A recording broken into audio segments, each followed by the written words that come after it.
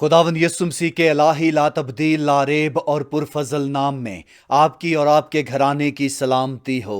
मैं अंजील का कर्जदार पादरी फैसल जान खोकर एक बार फिर खुदा के इलाही कलाम के साथ हाजिर हूँ, ताकि मसीह के बदन की जो कलीसिया है रूहानी नशोनुमा हो। इससे पहले कि हम खुदा के कलाम की रोटी को नोश करें जो हमारी रूहों की गज़ा है, आए चंद लम्हों के लिए खुदा बाप के हुजूर झुकेंगे और पाक रूह की मदद और रहनुमाई के लिए दुआ मांगेंगे। खुदा बाप तेरा शुक्र करता हूँ तेरे तहरीरी मुकाशफा के लिए, जो 66 किताबों का मजमुआ तूने हम सबको दे दिया, ताकि खुदावन तेरे सदाकत के कलाम को सादगी से समझकर इस दम तोड़ती और खोई हुई दुनिया में जो मुसीबतों, परेशानियों और इम्तहानों से भरी हुई है, खुदावन खुदा तेरे कलाम की मशवरत के मुताबिक ज़िंदगी बसर कर सकें। खुदावन मेरे लबों का रखवाला बन, आज जब कलाम का बीज बोया जाए तो एक एक जिंदगी को बड़ी बरकत देना, और आज के पैगाम के वसीला से हर एक ईमानदार का हौसला बने, हर एक ईमानदार के ईमान को तकवीयत मिले, और खुदा हर एक ईमानदार के ज़मीन को रोशन ख्याली बख्शना।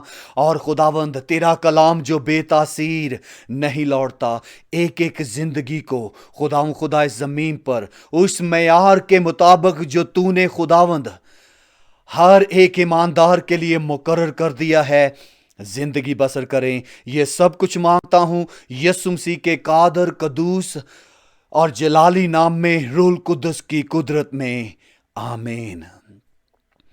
जिनके पास कलाम खुदा है वो मेरे साथ निकालें, जिनके पास नहीं वो गौर से सुने।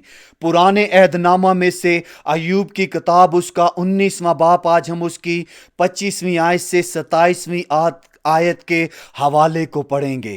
खुदा के कलाम में यूं मरकूम है, लेकिन मैं जानता हूं कि मेरा मखलसी देने वाला जिंदा है, और आखिरकार वो जमीन पर खड़ा होगा, और अपनी खाल के इस तरह बर्बाद हो जाने के बाद भी मैं अपने इस बदन, अपने इस जिस्म में खुदा को देखूंगा, जिसे मैं खुद देखूंगा और मेरी ही आंखें देखेगी, ना के बेगाना की। मेरे गुर्दे मेरे अंदर फना हो गए हैं। पाक कलाम के पढ़े और सुने जाने के वसीला से हर एक ईमानदार की रूहानी तरक्की हो, आमीन। आज इन दो आयात की बुनियाद पर जो हमारा मजमून है वो बहुत ही काबिल गौर बयान है, और ये मजमून है मेरे जनाजे पर बाइबल का पैगाम, Bible message at my funeral. और इस पैगाम को आज रिकॉर्ड करने की जो मेन वजह और रूहानी मकसद है वो ये है। बहुत से पासबानों ने, एल्डरों ने, डीकरों ने, मुबशरों ने मुझसे कहा, दरख्वास्त करते हुए कि पादरी साहब आप पास्टर्स और डीकनों और एल्डर्स के लिए एक मैन्यूअल लिखें, जिसमें जनाजे और कफन दफन की रस्म और सालगिरह, शुक्रगुजारी और शादी ब्याह के तल्लक से पैगामात हों, ताकि हर ईमानदार आसानी से बाइबल मुकद्दस में से उन पैगामात को इस्तेमाल करके उन ख़ानदानों की रहनुमाई और हौसला अफजाई कर सके कि बाइबल मुकद्दस क्या कहती है। और इस बात को जब मैंने सोचना शुरू किया तो मैंने खुदा के हुजूर दुआ करना शुरू कर दी, और खुदा के पाक रूह से पूछा कि मेरी मदद कर, मैं कौन सा पैगाम जिससे इस किताबजे को शुरू करूं, ताकि लिखकर अपनी लेगेसी जब इस ज़मीन को छोड़ूं तो ईमानदारों के लिए जो मौजूदा है और आने वाली नस्लें हैं उनके लिए बायसे बरकत और रहनुमाई का वसीला ठहरे। तो खुदा के पाक रूह ने मेरे दिल में अय्यूब की ज़िंदगी का ये वाक़या ज़ाहिर किया। इसलिए आज, इससे पहले कि अय्यूब 19वां बाप उसकी 25वीं आयत से 27वीं आयत पर गौर करें, चंद लम्हों के लिए ब्रीफली मैं आपको अय्यूब की ज़िंदगी का मुख्तसर तारफ़ करवाना चाहता हूँ। अय्यूब की किताब एक नेक आदमी की कहानी है जिसने रास्तबाजी की ज़िंदगी बसर की। वो खुदा खौफ था, बदी से दूर रहता था और रास्तबाजी की ज़िंदगी बसर करता था।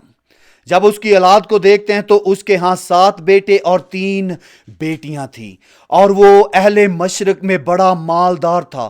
اس کے 7,000 بیڑیں اور 3,000 اونٹ اور 500 جوڑی بیل اور 500 گدیاں اور بہت سے نوکر چاکر تھے، کہ ایسا کہ اس جیسا اہل مشرق میں کوئی بڑا آدمی نہیں پایا جاتا تھا۔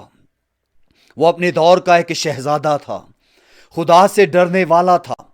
اور آپ کو یاد ہوگا کہ جب شیطان کی نظر ایوب پر پڑی، اس کی راست بازی، اس کی ایمانداری، اس کی صداقت کی زندگی، جو وہ خدا ترسی کی زندگی گزار رہا تھا، تو شیطان نے خدا سے درخواست کی کہ اگر تو ایوب کے ارد گرد سے اس باڑ کو ہٹا دے تو پھر دیکھ، یہی تیرا بندہ ایوب تیرے منہ پر تیری تکفیر کرے گا، تجھ پر بڑبڑائے گا اور تجھے برا بھلا کہے گا۔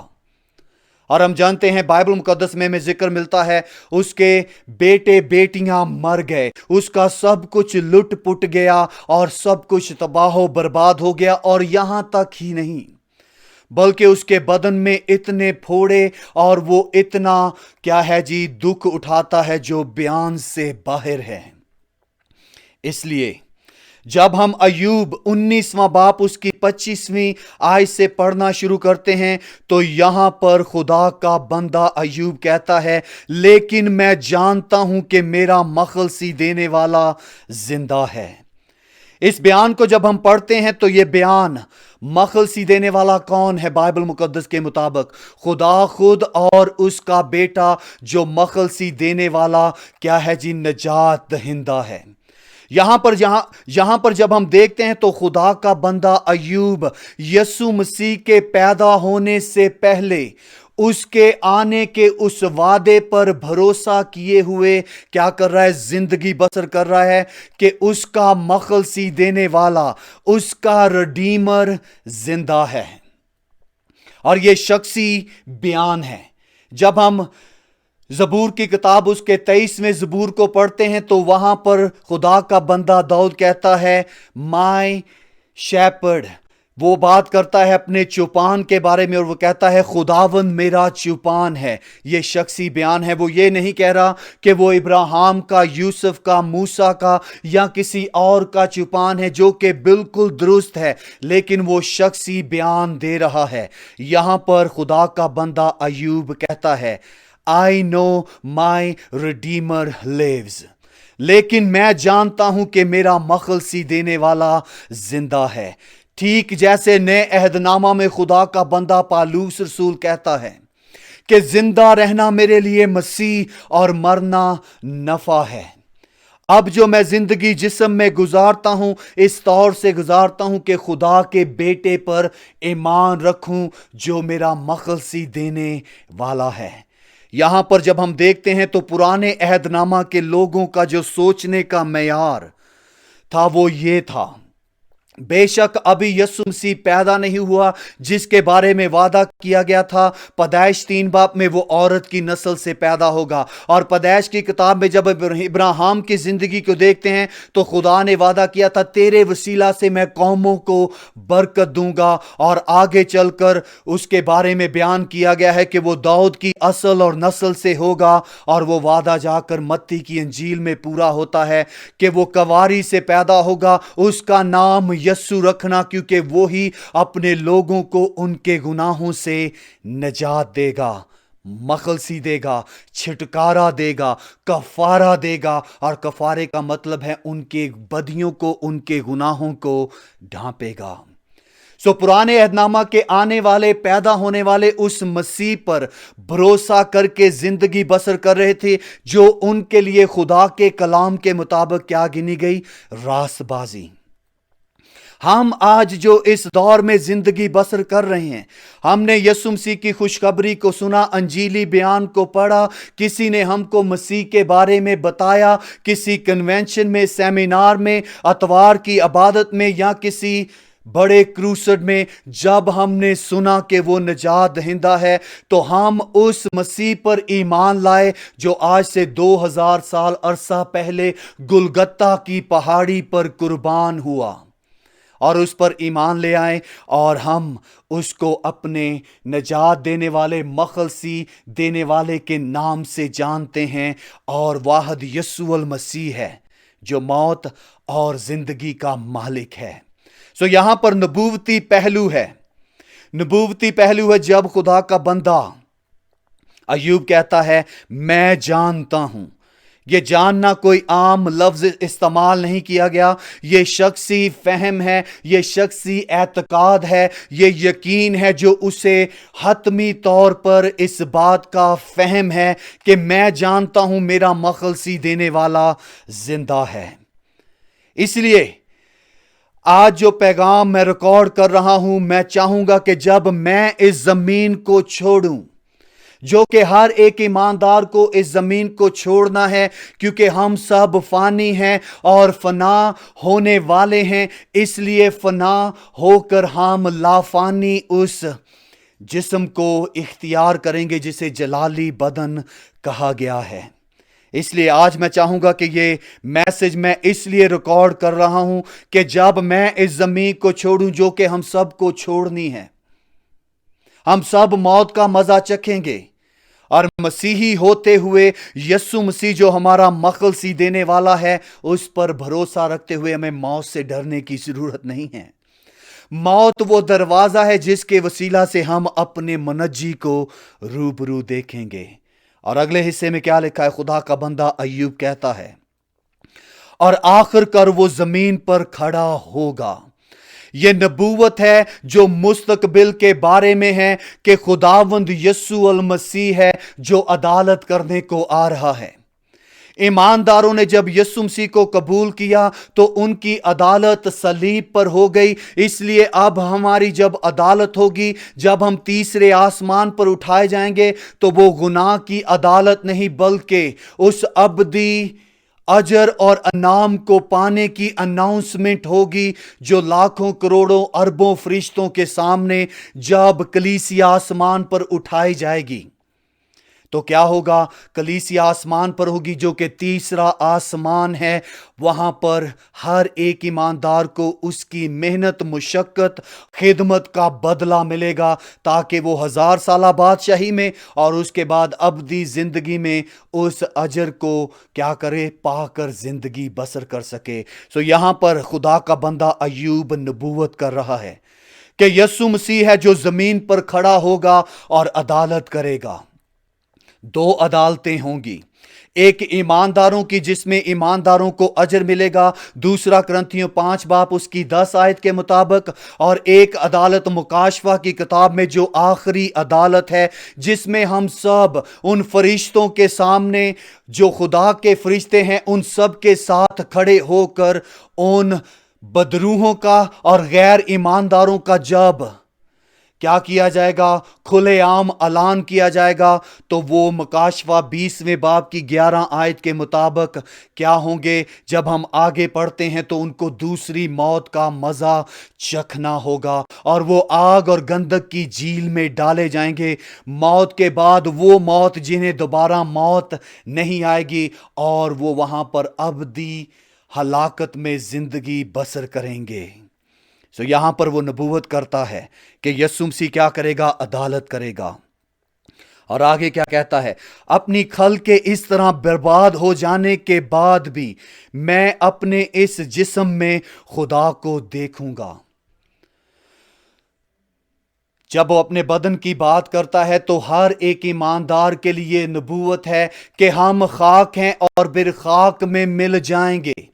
جب آدم اور حوا نے گناہ کیا، ان کو سزائیں سنائی گئی پیدائش 3 باب میں، اور اس کے بعد کیا کہا گیا؟ اے آدم تو خاک ہے اور پھر خاک میں لوٹ جائے گا۔ زبور 91 میں ہماری جو زندگی ہے وہ مختصر ہے، صبح کو اگنے والے اس پھول کی مانند ہے جو شام کو مرجھا جاتا ہے، اور ہماری زندگی کیا ہے؟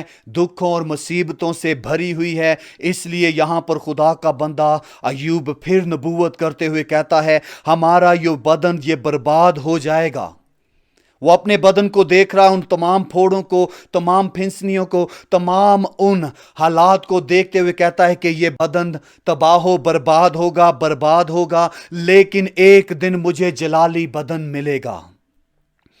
हम सब जब हवाई इस्तकबाल में उठकर खुदावंद यीशु मसीह के साथ आसमानी मकामों पर जाएंगे तो जो कोई भी किसी हादसे में, बम धमाके में किसी को मसीह की खातर जिंदा जलाया गया, टुकड़े टुकड़े किया गया, और हर वो ईमानदार जो मर चुका है, खाक हो चुका है, खुदावंद यीशु मसीह क्या करेगा? उस नरसिंगे की आवाज से, जो हमसे पहले सो चुके हैं, जो जागते होंगे यानी कि जिंदा होंगे, उनको क्या करेगा? जलाली बदन देगा।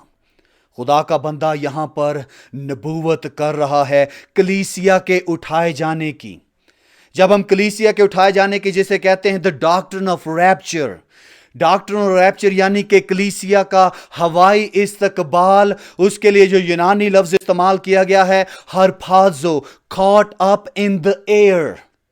जैसे पुराने अहदनामा में हनूक जिंदा उठा लिया गया था, वो तस्वीर है कलीसिया की, वैसे ही जिंदा उठाई जाएंगी। जो सो चुके हैं वो दोबारा जिंदा किए जाएंगे, ताकि अगर वो किसी हादसे में, बम धमाके में उनका कोई बदन का हिस्सा चाहे ना मिला हो, वो क्या करेंगे? दोबारा वो जलाली बदन पाएंगे। और वो बदन पाएंगे जिसके लिए हिजकियल की किताब में बनी इस्राएल कौम के ऊपर नबूवत है कि जब वो दोबारा बहाल की जाएगी तो वो हड्डियों की वादी का जो बयान है कि हड्डियों के ऊपर नसें चढ़ेंगी, पट्टे चढ़ेंगे, और फिर उस पर चपड़ा आएगा, और फिर वो एक मुकम्मल बदन बन जाएगा। खुदावंद कादरे मुतले खुदा करेगा, ईमानदारों को नया बदन देगा, और उस बदन में हम क्या देखेंगे? खुदा को रूबरू देखेंगे कि वो कैसा कदूस है, वो कैसा मुहीब है, उसकी पाकीज़गी और उसकी हजूरी का जायका हकीकी तौर पर चख पाएंगे। और वो नबूवत करते हुए कहता है, जिसे मैं खुद देखूंगा।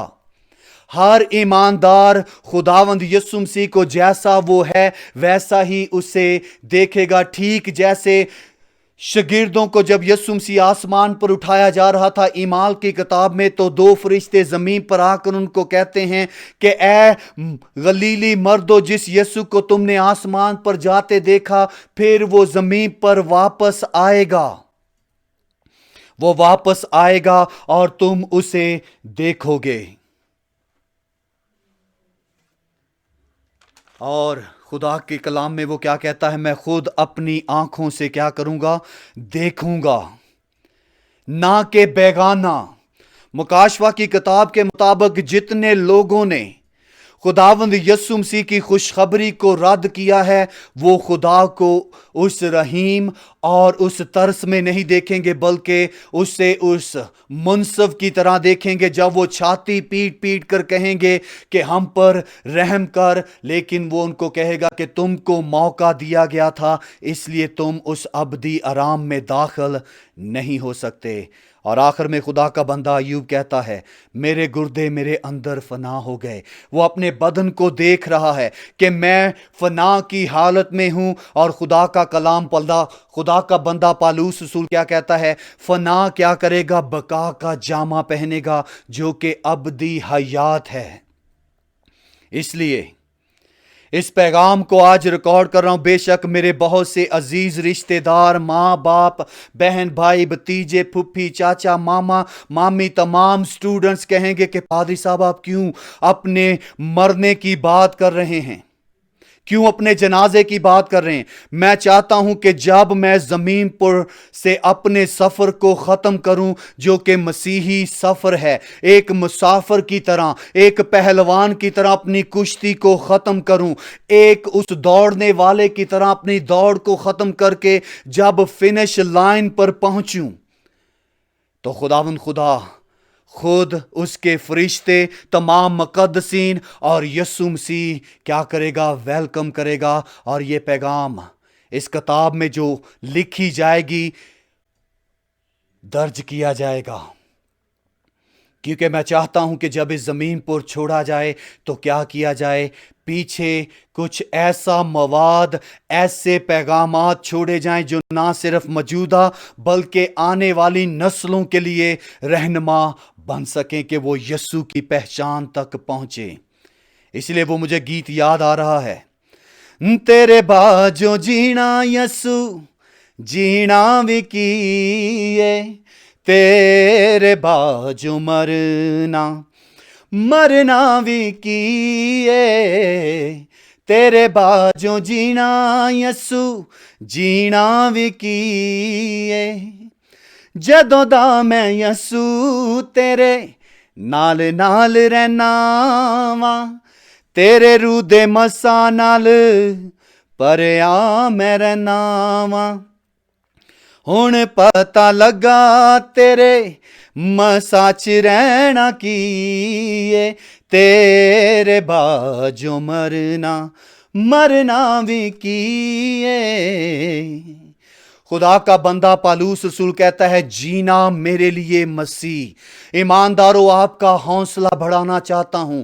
मरने को हम सब मरेंगे, लेकिन जीना मसीह के लिए होना चाहिए। उसने हमें कसरत की जिंदगी दी है, उसने अपना कलाम हमें बख्शा है, उसने अपना रूह हमें अता किया है। इसलिए हम उसके मानने वाले हैं, जिसने मरियम और मार्था का भाई जब मर चुका था तो उनको कहा कि क़यामत और जिंदगी मैं हूं। I am the resurrection and life. इसलिए मेरे जनाजे पर बाइबल मुकद्दस का पैगाम, जो भी खुदा का बंदा इस पैगाम को पढ़ेगा, मैं चाहूँगा कि ये पैगाम मेरे इस ज़िंदगी के सफ़र को ख़त्म करने के बाद, और मेरी दुआ है कि 2021 में इस किताब को मुकम्मल किया जाए, ताकि ईमानदारों के लिए पाकिस्तान में, और अगर किसी और ज़ुबान में उसका तर्जमा किया जाता है तो वो क्या हो सके, दस्तयाब हो सके। यहाँ पर दरअसल जब हम अय्यूब 19वें बाब की 25वीं आयत से 27वीं आयत को पढ़ते हैं तो वो क्या है, उसके ईमान का खुलासा है।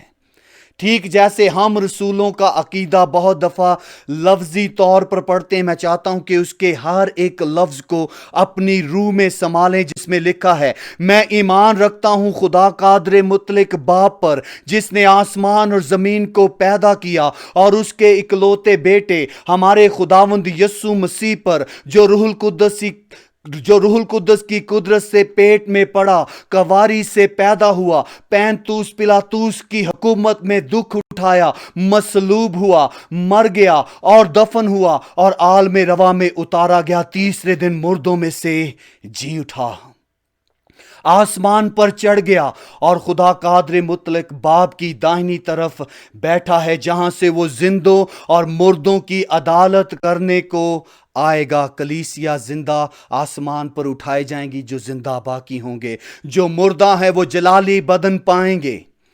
मैं ईमान रखता हूं रूहुल कुद्दस पर, पाक कुल कलीसिया पर, मुकद्दसों की रफाकत पर, गुनाहों की माफी, जिस्म के जी उठने और हमेशा की जिंदगी पर।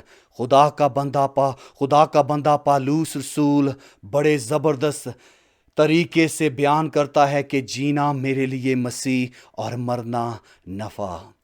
आज आप नाउमीदी में और बेअतकादी में ज़िंदगी बसर ना करें। खुदा का बंदा अय्यूब कहता है, लेकिन मैं जानता हूं, क्या आप जानते हैं, मेरा मखलसी देने वाला जिंदा है। अगर जानते हैं तो ठीक है, अगर नहीं जानते तो उसे जान ले, क्योंकि अगर कोई उस पर ईमान लाएगा तो वो हलाक नहीं होगा, दोज़ख में नहीं जाएगा, हमेशा की जिंदगी का वारिस होगा, क्योंकि वो आखिर को जमीन पर खड़ा होगा, अदालत की जाएगी। हम अपनी इस खाल के इस तरह बर्बाद हो जाने के बाद भी अपने इस जिस्म में खुदा को देखेंगे, और वो लम्हा और वो वाक़या और वो वक्त क्या ही ज़बरदस्त होगा, जिसे लफ्ज़ों में बयान नहीं कर सकता। और आप खुद देखेंगे, कोई और नहीं देखेगा, क्योंकि जीना मेरे लिए मसीह और मरना नफ़ा है। खुदावंद खुदा आपको बरकत दे और आपकी रहनुमाई करे, ताकि आप उस मुनज्जी यस्सु मसीह के मानने वाले हैं, जिसके बारे में दाऊद कहता है, خداوند میرا چوپان ہے، مجھے کمی نہ ہوگی۔ وہ مجھے راحت کے چشموں کے پاس لے جاتا ہے، وہ میری جان کو بحال کرتا ہے۔ خواہ موت کے سایہ کی وادی میں سے میرا گزر ہو، میں کسی بلا سے نہیں ڈروں گا، کیونکہ اس کے عصا اور لاٹھی سے مجھے تسلی ہے، اور وہ میرے دشمنوں کے روبرو میرے لیے دسترخوان بچھاتا ہے اور میرے سر پر تیل ڈالتا ہے۔ میرا پیالہ لبریز ہوتا ہے، یقیناً بھلائی اور خوشی ہمیشہ میرے ساتھ رہیں گی۔ اور خدا کا کلام کیا کہتا ہے؟ داؤد کہتا ہے، میں ہمیشہ خدا کے گھر میں سکونت کروں گا۔ مسیحی ہوتے ہوئے آپ کو موت سے ڈرنے کی ضرورت نہیں، کیونکہ موت وہ دروازہ ہے جس سے گزر کر ہم اپنے منجی کو روبرو دیکھیں گے۔ خداوند آپ کو برکت دے۔